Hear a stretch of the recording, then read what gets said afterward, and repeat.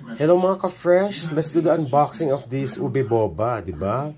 Nakita mo yan? Filipino inspired. So ano kaya katumbas nito? Parang leche flan pero ube, right? Oh, meron pang ano ba yan? Bulaklak ng sampagita. Di ba? Ang galing. So tingnan na natin kung itsura ng loob niya. For $6, tingnan natin kung deserve, okay? Ganyan itsura niya, oh. May balot pa siya, di ba? Nicely presented. Sa totoo lang, frozen pa siya, pero excited na ako eh, di ba? Ganun naman tayo para mga bata kapag excited, ano. So matigas siya, ayan oh. And then yung ubi niya, frozen pa siya talaga. Okay, pero tikman na natin. So ayan na mga ka-fresh, na-cut ko na siya. Di ba? Just make sure na ano.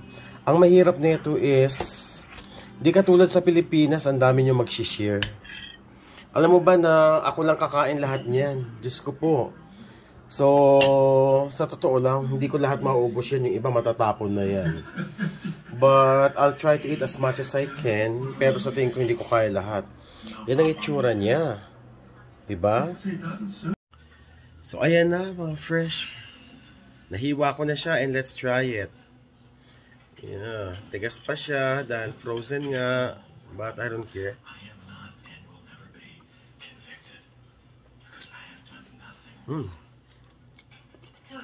Nakagat ko yung ano, yung boba. Frozen pa kaya ang tigas. Parang tinik. Pero yung ube, oh my god, I love it. Alam mo ba na napakahilig ko sa matamis kaya for sure mataas ang rate nito dahil matamis.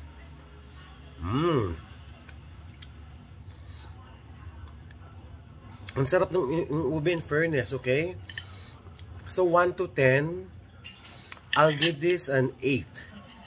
Sarap siya, try nyo. Punta kayo ng superstore. Hindi ako nagbibiro. 8 siya sa akin, mataas yun. Bye! Till next time!